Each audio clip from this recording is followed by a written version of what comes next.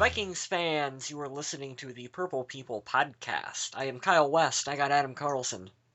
I'm here. I got Kyle Smith. I think that's his way of saying hello. Welcome, Hello, everybody. everyone, to the podcast. And with that, I'd like to welcome you to episode number 159 of the Purple People podcast. This one is titled Children of the Corners. And before you ask, no, this is not a show about Antonio Cromartie and his plethora of children. I don't know if you've seen it, but Antonio Cromartie has 12 kids, at least 12 kids, with 8 different women, and he's needed to take advances from his football club in order to make outstanding child support payments. It's just an absolute mess. And if you've never seen any of the specials from Hard Knocks or some of the clips that he's had of him talking about his kids, it's absolutely amazing. When he's sitting there trying to name his kids and how old they are, it's wow. Wow. It'll change your life. That's There's two things that one, we've got to get this guy some kind of partnership and sponsor, so when he's done with football, he can put bread on the table. And number two, somebody give him Trojan's number, please. At some point, you just gotta say, okay, that's enough. I'll get the surgery so I won't have kids anymore. But this guy, I mean, who knows? Maybe in 20 years we'll have teamfuls of Cromarties in the NFL. It'll be an expansion franchise. Already got a better win record than the Jaguars. Oh, Here we go. Shots fired. We are going to have actually a pretty short show this week, I believe. Our quick hits, we don't have many. Our main topic, not too in-depth. It's been a pretty quiet week, so let's just have fun with what we got. Unless you're Josh Rock. You know what? We'll get to that. Now, there's two things he's probably not happy about that we're talking about here. Bad week for him. But let's start out with some great news. According to Bovada, which if you're not familiar with online gambling, they are one of the websites that sets the lines for betting on sports teams' futures, and they have increased the Minnesota Vikings odds to win the Super Bowl from 50-1 to 33-1, the biggest jump in this update to their odds. This also moves them into having the second best odds of winning the Super Bowl in the NFC North, which means they have leapfrogged the Detroit Lions in those standings. So people are buying into the Minnesota Vikings, and it's not just the fans, it's not just the media. Vegas is getting in on it too. Scares me a little bit. It is. It's freaky. Mm-hmm. I love it, and I hate it, and I'm afraid of it, and it's everything that a good woman should be. This team's history of handling expectations are a little rocky from time to time. Yeah, every time that there's a reassuring season, it seems to just come back and fall flat on its face. But I think that this is a different regime. This is a different situation. I think that we have a better coaching staff in place and enough young players to kind of support that. And we saw that at the end of last season with all the injuries and players that had to step up. Guys that were supposed to ride the pine that ended up being starters for the season. And Vlad I'm cautiously optimistic. It's Vlad Ducati's team. Remember that? Yeah, it was. All I can remember is back when we signed him and me freaking out on the podcast. Why? Why did we do this? But seriously, if you were one of those guys that grabbed the Minnesota Vikings odds when they were 50-1, you could already probably sell your ticket for a pretty good profit. So there you go. Good job. So, former Minnesota Vikings head coach Jerry Burns. You might also remember him as being the offensive coordinator under Bud Grant. On the Vikings.com website, they had a video of him talking, and he was discussing how much he absolutely loves the coaching staff, Mike Zimmer and Norv Turner, and how the team speaks his kind of language now because of the hard work they do on the field and the results that they get out of their players. And it's that coaching tradition, that legacy, is something that Vikings fans have really missed out on over the past several years because there have been some coaching situations that have not quite been fantastic, and that goes past the head coaching through the coordinators and even down into the specialist coaches. And I'm just glad to see things moving in the right direction, like I said earlier. And Jerry Burns and Mike Zimmer also speak another kind of language, a really foul language that They do. I'm sure they get along in that department as well. What Mr. West is talking about is both these gentlemen during practices back in the day have been known to let a few swear words slip through their lips, I guess, is the polite way of saying it. You can find the Couple of video. four-letter bombs. You can find the video on YouTube of the Jerry Burns press conference where he is a little angry, and he drops the F-bomb a lot in that video. I think that that's one reason why he can kind of relate to Mike Zimmer too, is because he has that passion, that fury, that desire. And I actually do see a lot of Jerry Burns when I look at Mike Zimmer, and that's one of the reasons why I did want him as the candidate in Minnesota for the head coach. Back when we were discussing all that, and everyone else was saying that Minnesota needed an offensive-minded head coach, but I think that once Minnesota locked up Norv Turner for that offensive coordinator job, people were a lot happier. Do you know what Jerry Burns' record was as the Vikings head coach, win-loss record? I want to say 49-33, something like that. You're close. I had to look it up. I just Googled it. It was 52-43.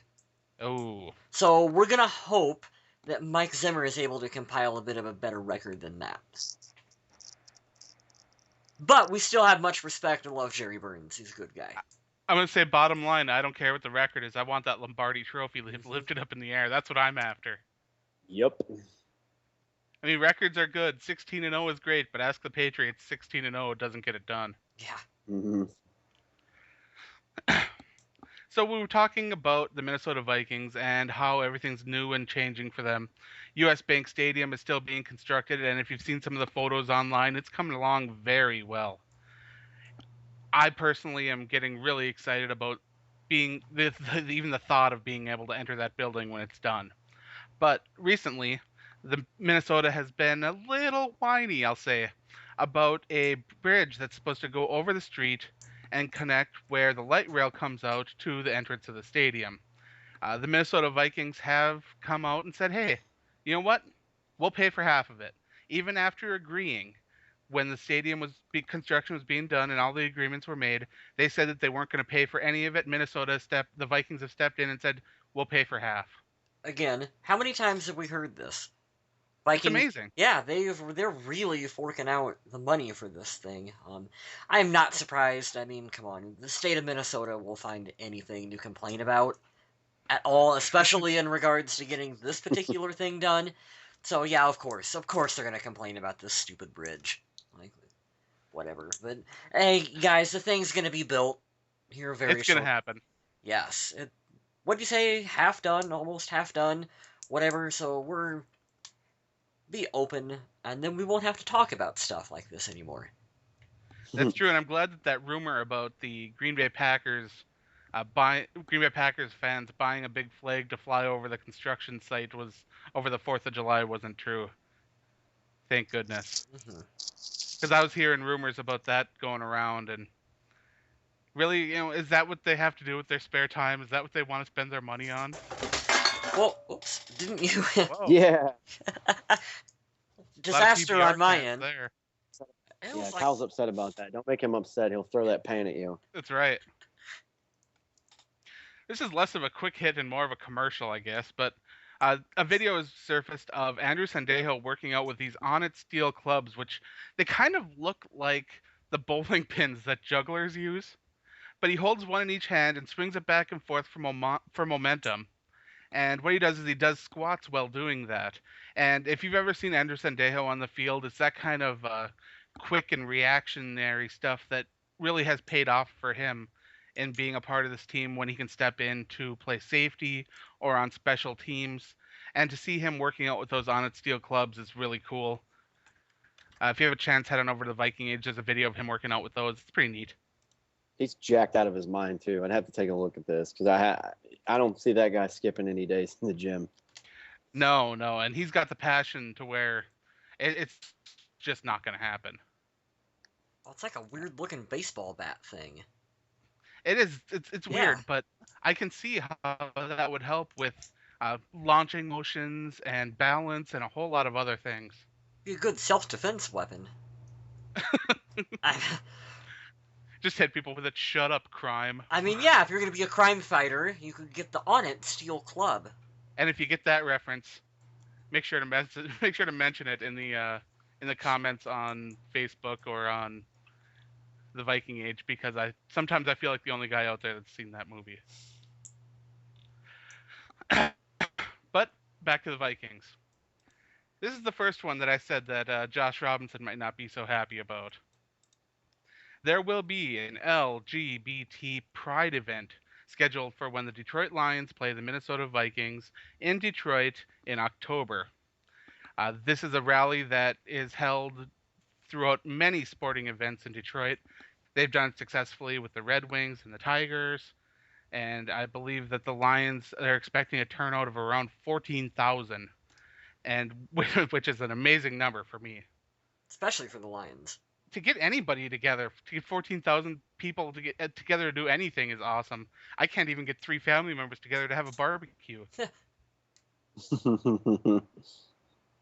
So that Pride event will be going on, and if you're heading to the Detroit game and you're interested in that, be sure to head over to Detroit's LGBT Chamber of Commerce, and on their website they can set you up with all the information you need to attend and everything that they'll be doing. So have at her and have fun.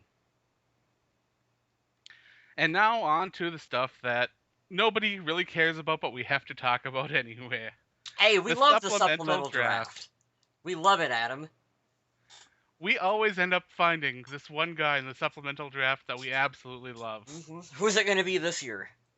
This year, the guy that is supposed to be the only guy selected if someone is picked is Isaiah Battle, the offensive tackle out of Clemson. It's funny because I went through this list not knowing jack about any of the players, and I thought, who is the one who has the name that sounds like an NFL player? And I was like, well, Kevin Short, kind of cool. And then I went, this guy, Isaiah Battle. Now that sounds like an NFL player. Battle. Vikings and battling and pillaging. Yeah. And it's an offensive tackle. And he's an offensive tackle at that. That's fantastic. But after Minnesota using so many draft picks, even though they were later draft picks, on offensive linemen, I don't really see them putting a bid out on Isaiah Battle. No, I think they're pretty set. I don't think Rick Spielman's going to want to give up any draft picks for a supplemental. No, Rick Spielman is very protective of his draft picks. You betcha. I don't know why he's still doing the whole 10 players thing. I know he wants to get as much youthful competition into the training camp and OTAs and everything as possible, but man, that's a guy that loves his draft picks. Mm-hmm. Isaiah Battle is one of the 7 participants that will be taking place in the supplemental draft. Including Isaiah Battle is Darius Caldwell, defensive tackle from West Georgia, Eric Island, from the defensive end from Houston, Sean McKillen, he's a tight end from UConn, Kevin Short, defensive back from Kansas, Delvon Stuckey, defensive tackle from West Georgia, and Adrian Wilkins, the wide receiver out of North Carolina Central. Community college. I don't know. That just seemed like pretty much. That seemed like it fit really incredibly well. North Carolina Central. Well, sometimes some of these players that are in the supplemental draft are because they got poor grades, go to small schools that were overlooked, or even just guys that don't feel like they got a solid chance of being taken in the draft and don't want to just enter free agency. Plus, to be honest, applying for the supplemental draft, even though it's not a high profile event, it'll get your name up there a little bit. I already said each of these guys' names, if you haven't noticed. All the guys that weren't drafted and head on into free agency, I didn't say their names. You hear about that guy who pretended to be like an NFL draft prospect, or NBA draft prospect, and he went out and partied with a bunch of people, and it was just like some guy. Nice. You didn't hear about that either? No, I haven't heard about that at all. Oh man, you gotta Google it up. He totally pretended that he was like an NBA draft prospect, and he wasn't. And just some dude. Wow.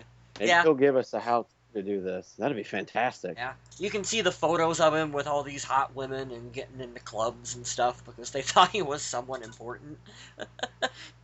Oh wow. Yeah, I guess sometimes it's who you can make them think you are, huh?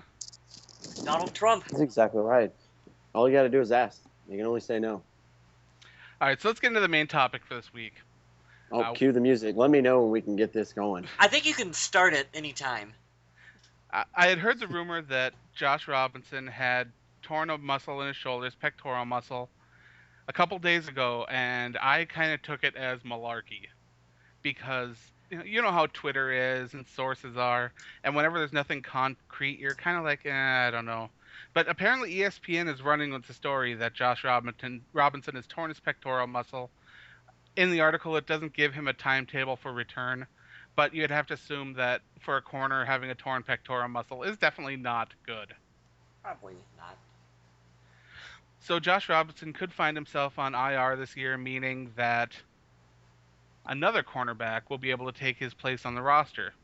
Me and Mr. West have been talking about the idea that Marcus Sherrills might be on the outside looking in, but in classic Marcus Sherrills fashion, he You may found have a found way. his way You did it again. Another season where to every sneak year, back in. every year you peg him as the guy that he won't make the 53, and he finds a way. And it's a shame it has to He's a happen good like guy. this, but Yeah, yeah, absolutely. And great he has guy. good return skills. Well, He's young. He's got a lot of skills going for him, but man, this cat's got a lot of lives. yeah. Now, when we're looking at the cornerback position, of course, we've got Trey Waynes, who was drafted this year, and Xavier Rhodes, who are likely to be the starting duo on the outside. We have a healthy Captain Munnerlyn, hopefully coming to man the slot. Past that, we have Terrence Newman, the veteran, who will hopefully be mentoring these young guys and helping them figure out what's going on, along with, Captain Munnerlyn, who's also a veteran. Mhm. And then we got a bit of a logjam going on. Jabari Price is out there. He sure is. Mhm. Several talented young cornerbacks, and don't get me wrong, Marcus Sherrills may still be on the outside looking in, but his chances got a lot better with this injury. Mhm. And to be kind of fair, I don't like the way Vikings fans handled the news of this injury on Twitter. It was rather classless the way that they attacked him for some of the statements that he had earlier made on Twitter. If you've listened to our last episode, you know exactly what I'm talking about. Saying that he deserved what happened to him and good. This is a man that's the life. This is his livelihood. This is his dream. This is his job. This is his passion. And to say things like that really isn't very cool. I end the show every week by saying "Stay classy, Minnesota," and I mean it. I really do.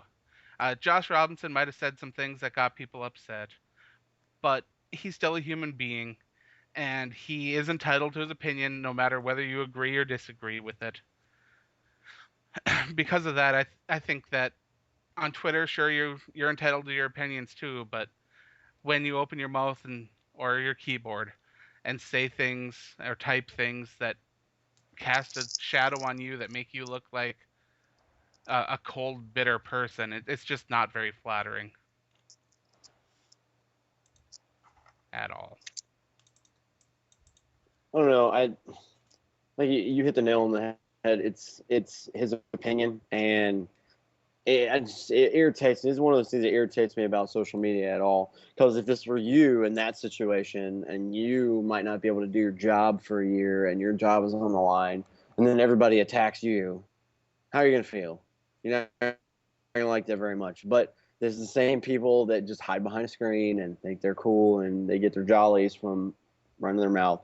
I think it stinks for him. I like his progression over the last few years. I like it a lot, but I mean, cue the Marcus Sherrills theme song. Like you said, I love the way you segued that to there because he finds a way every year. And let's not take anything away from Marcus Sherrills either. He's not a bad player. Yeah, we at the He's just podcast, we've talked to Josh Robinson's family before. I've played video games with him before. He's an individual. And when he had that shoulder injury go down and he found out that he's going to be missing part of the season, I'm sure that he was absolutely just distraught at that point.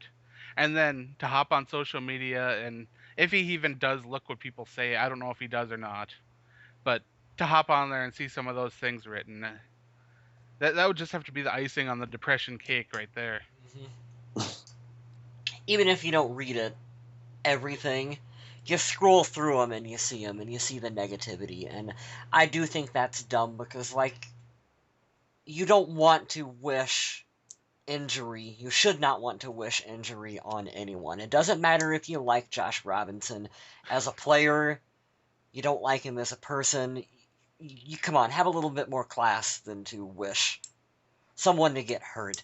It And reminds me of when people were wishing injuries on Christian Ponder. yeah, exactly, Adam. And Not cool. I will say, Vikings fans by and large are great, but Absolutely. it never fails. There's always that one guy every season that everyone likes to bandwagon jump on and hate. I mean, from Bernard Berrien. For some reason, Bernard Berrien was the cause McKinney, of all our problems. Bryant McKinney was the cause of all our problems. Fred Smoot. Well, that may have been a little true, but Christian Ponder, this year it's Josh Robinson. All of our problems are Josh Robinson's fault. And that gets a little annoying year in and year out because you know what? When you're up at, you see the difference of how people treat someone online, and then when you're up at, I was in the middle of it in Mankato when everyone on the internet hated Bernard Berrien. And those same people, though, when he would come out of where the players go to change or whatever, are yelling, "Hey, Bernard, we want an autograph, we want a photo." And he still comes over and he signs for everyone and takes photos of everyone and is as nice as could be.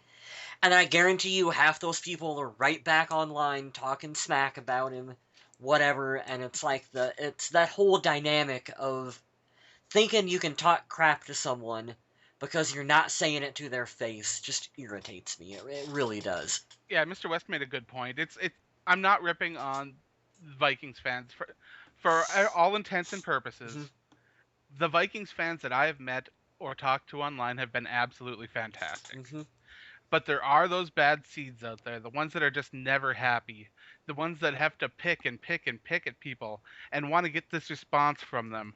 Just want to see, they just want to watch it burn. That's Pretty what they much. want. Yep. And those are the kind of fans that I'm hounding about. Not you casual fans that are I frustrated when Josh Robinson gave up some of those touchdowns to the Bears because he was 6 inches shorter than him and all that kind of stuff. It happens. It does happen. We get frustrated. We say things. We do. But man, I have two try to be a good egg. I have 2 points here. One, like you said, Adam, Josh Robinson was playing in Leslie Frazier's antiquated defense where they had him going against trying to cover players that he should not have been trying to cover. And there were times where he was in perfect position. And it Yeah. just so happened to be that Brandon Marshall, like you said, got 6 inches on the guy and makes a phenomenal one-handed behind his back catch on the sidelines. How do you defend that? How can you be mad at him? There's no possible way for him to Oh, defend that. you can be mad at anything. Well, yeah, of course, as a Vikings fan, you're mad about it because that shouldn't have happened. But I mean, still, look at it, and go, what do you expect him to do? He did everything that he could do on that. To backtrack a little bit, let me take a drink of water. All right. Water. To backtrack a little bit about those negative kinds of fans, there was a guy in one of the groups, I will not mention any names, but in one of the Facebook groups, who was the most negative dude I have ever seen about Adrian Peterson. And this guy got to the point where he was personally guaranteeing, because he had inside information coming from Winter Park, that Adrian was going to be traded on draft day. And anyone who had an opinion different from him, he would make personal attacks, this, that, and the other thing. And guess what? Adrian is still on the team. True. So, I mean, these people who go so full force negative and think they have everything figured out, most of the time are the biggest idiots out there. Like, Let me and guess. His face is on a milk carton now. He's kind of died down and become a ghost. nowhere. Guy is nowhere to be found. And I am 100% serious. He was posting like he was Tom Cruise from Mission Impossible, and he snuck into Winter Park one night and seen Rick Spielman's notes on his desk that Adrian was going to be traded on draft day. It's 100% certainty. Anyone who thinks otherwise is an idiot. Well, well. Well, there still could be idiots, but they're right about Adrian Peterson not being traded. Yeah. So let's move into our social media question of the week. I went on Facebook and I asked you guys, who is your favorite Minnesota Vikings quarterback of all time? It's a fun question. Growing up, I'll say that my favorite was Dante Culpepper, just because of when I was growing up, that's who I was watching. And it was so much fun to watch him throw a touchdown, get his roll on. It was good times. It really was. And had I been growing up during the time of Tommy Kramer, who seems to be the most popular answer that People people love gave. Tommy. People love some They Tommy do. Kramer. Yeah. Absolutely. Other than that, we had some answers of Fran the Man, which Of I got course. to see a lot of Fran, and he's not my kind of quarterback. Like as listeners of the show know, I'm more of the guy that likes the pocket quarterbacks, the pocket passers. That's what I like. But sometimes those scrambling guys can get it done as well, for sure. Hmm. Uh, there's a couple here I want to read just because they're a lot of fun. Uh, Kyle West says the first person to say Christian Ponder gets voted off Vikings Fan Island. You still got your guitar handy, Mr. Smith? Christian Ponder. Oh no. It started out on such a high note, Mr. Ponder. Nathan Lee Goskeson says, for one season, Brett Favre. For the entire history, Fran Tarkenton. But that soon will be Teddy Two Gloves. Teddy Two Fantastic Gloves. response. I've never heard that before. Teddy Two Gloves. James Frank says Culpepper, but Teddy Touchdown is pushing for number one. My favorite answer by far, Corbin Johnson. Just because I go back and I watch this clip so many times. He says Jared Allen is the best quarterback. I know, yes. Yeah. I love that, watching Jared Allen drop back and just, I'll use air quotes, throw that pass. It was, He T-boned that thing. oh my goodness. So much fun. Yeah. But Corbin Johnson also answered, I loved Randall Cunningham. He was so elusive. Him and Carter and Moss were unstoppable. I gotta give Go a ahead. shout out. He's not my favorite of all time, but this guy is actually up there, and it might surprise a few people. Gus Frerotte. I Oh, mean, yeah. man, Gus never got really the credit that I think that he deserved. But Well, he that did give himself a concussion. Well, he did, but me and my friend Mike always refer to Gus as a poor man's Brett Favre because Yeah. he came in, and that's not a knock at all, No. because that was the skill set that he came in with. And man, Gus was one of those guys that he would go out there and he would stink until he took that one big hit. And it's like he was Mick Foley, Adam, where he would Yep. take that one big hit and he would look like that he was destroyed on the field. He'd get up and remember when he's bleeding out of his hand? I do. Yes, and he'd get up and he'd just like pop a thumb back into his socket, and then he would just like turn it on and just be tough as nails and get out there and start playing. Man, you know what? I was a big fan of Gus Frerotte. I really was. The only other answer I wanted to read was from Tommy Gunn again. I love Tommy Gunn when he comments on the Facebook page. So great. He says, I've never been a retro guy, and I hate plug-and-play quarterback shenanigans for 30-plus years. My vote is for Teddy Bridgewater. He's new. He's ours. He's not a effing game manager like some people were so happy about with a former drafted quarterback. Sad guitar note. He's talking about Joe Webb as the former drafted quarterback, right? I love Joe Webb still to this day, but positive attitude. Good athlete, but dear Amazing sweet athlete. Jesus. Some of Oh. the stuff he could do was amazing. He could jump over bags like nobody's business. Can we take He sure 30? could. Can we take a I 30 just second? snorted. Sorry, guys. Oh, no, that's perfect. We wanted you to do that. Can I take 30 seconds to just throw a U-turn? Can we go back to the year that we made the playoffs? Adrian went wild. Ponder plays the best game of his career, and he gets his elbow. It's pretty disgusting Oh, what it's happened to his nasty. elbow. That was never talked about. But if you saw the photos, it was disgusting. He had a legit injury. And here comes poor Tony Dungy coming in to commentate this playoff game in Lambeau. And he says, I love the Vikings in this game.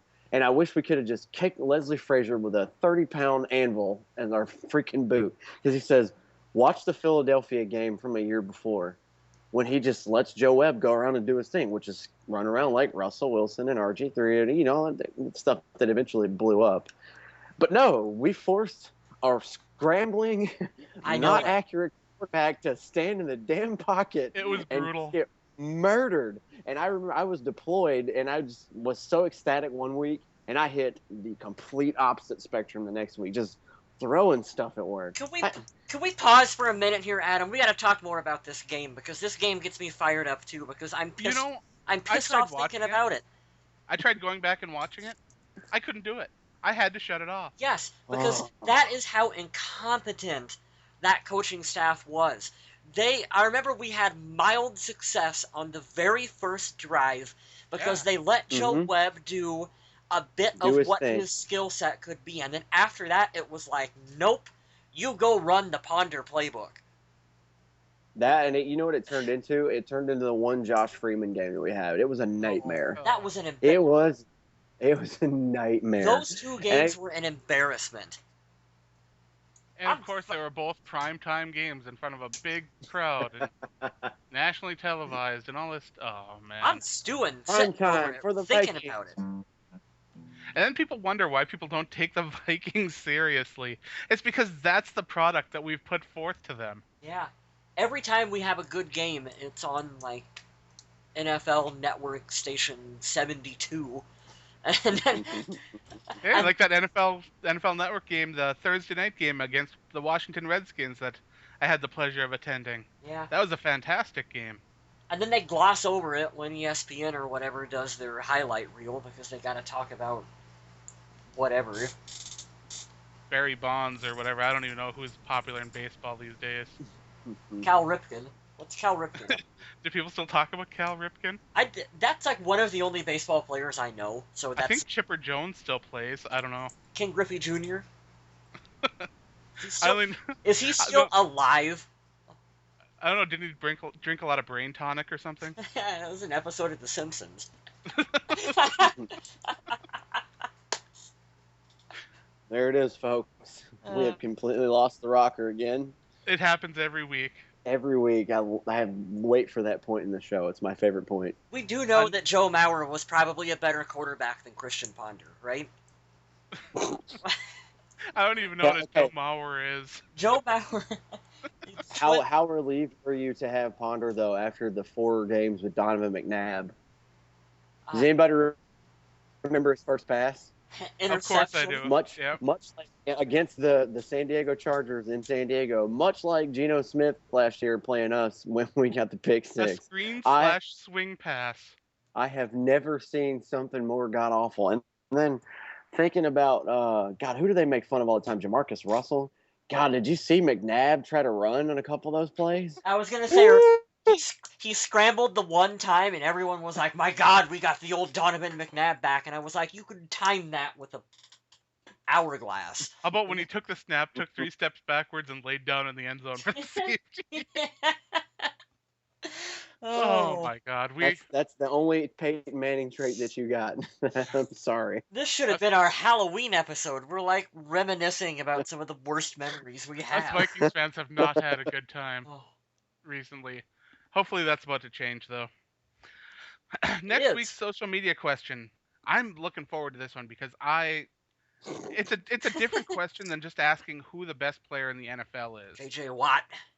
But if you were to take all the players in the league and put them into a pool to draft, and the Vikings had the number 1 overall pick, who would you pick for the Vikings and why? JJ. Oh, I can't wait to piss everyone off with that comment. Woo. You're gonna say Aaron Rodgers. I know you are. Oh, of course I am. And I- you know what? To go with that, think about the draft too. You said J.J. Watt. How good is this? This is me being the Vikings of recent when I started watching, and my knowledge coming out because I never get to show it on the show because you guys are so smart with decades worth of information. Thanks. How I'm a about dumbass. How about us taking Ponder at 11 when right before us at number 10 the same year J.J. Watt was taken by the Oh. Texans? Don't even.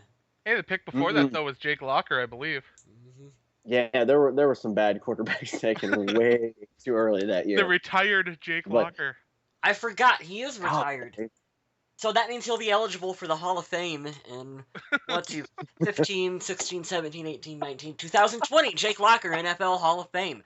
Okay, here's something that did scare me though.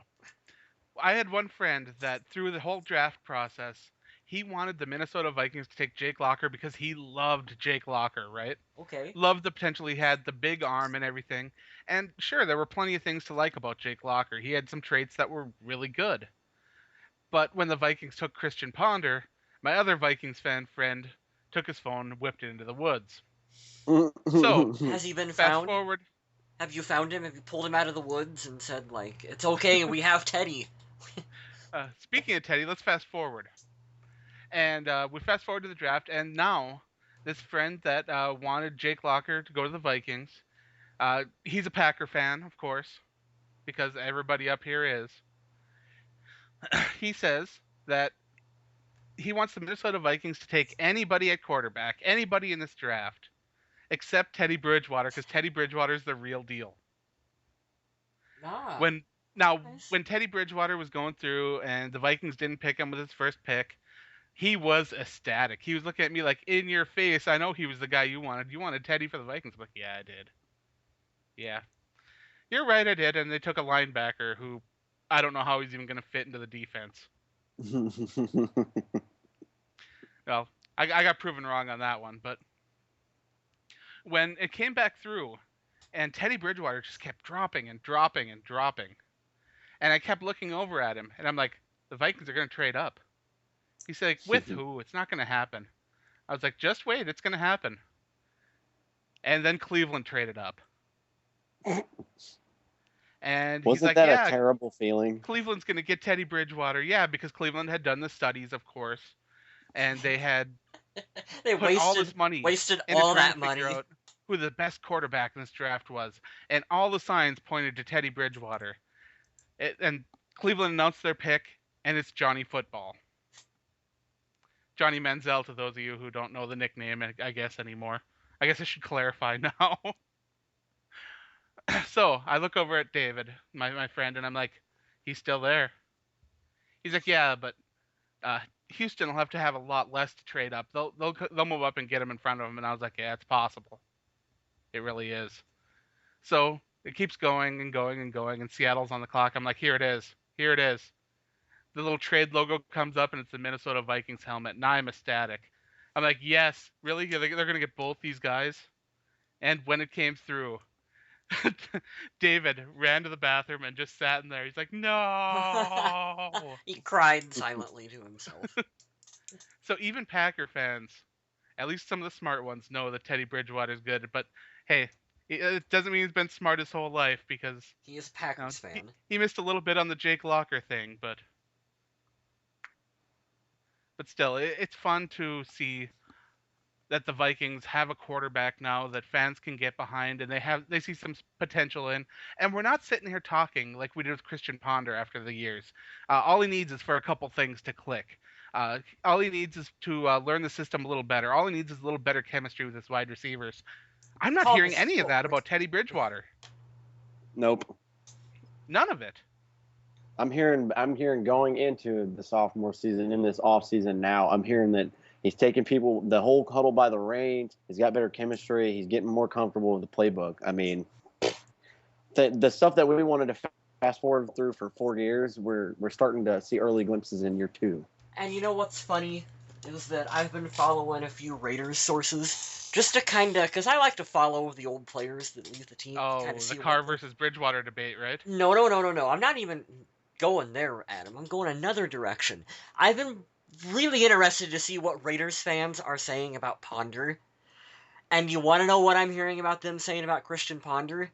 Boy, he looks like a pretty decent quarterback if he could just settle his feet down. And we're talking about practice. And yes, I said that on purpose. But seriously, like we're talking about Ponder in practice can't settle his feet down. Raiders fans, we know your pain. It gets worse in We game do. time. Yeah. We really do. Mm-hmm. That's all I have for this week, unless Mr. Smith has a bold statement. I'm gonna save it for next week. You guys already heard me spill the beans. I don't care if he's the sworn enemy. I'd take Aaron Rodgers yesterday, and you could have AP for him. I'll start a whole war about that right now. Leave me hate messages on the Facebook page if you don't like it. We're gonna wait, and I hope, and I'll try to call an audible now. I'm hoping we can do a little segment for the three of us because I'm super interested to see who you would take and why. I've got a guy that I think a lot of people might choose, but isn't quite talked about as much as others. So it'll be a lot of fun. I think I it'll be will a lot of fun. think really long and hard, and then I will select Tim Tebow. Because all he does is Keep. win. So when I pick Zach Line, everyone's going to be all right with that, right? Yeah. Hey, go right ahead, man. Vlad Dukas. Fullbacks rule. I am picking Vlad. You gotta start with that line. Gotta sure up your line. I know who Mr. West's going to pick. Jeff Locke. I know. On that note, I'd like to thank everyone for listening. Head on over to the Facebook page, talk to me and Mr. Kyle Smith. Head on over to Twitter at Purple People Pod. That's where Mr. West will handle all your inquiries. And, as always, thank you for listening, and stay classy, Minnesota.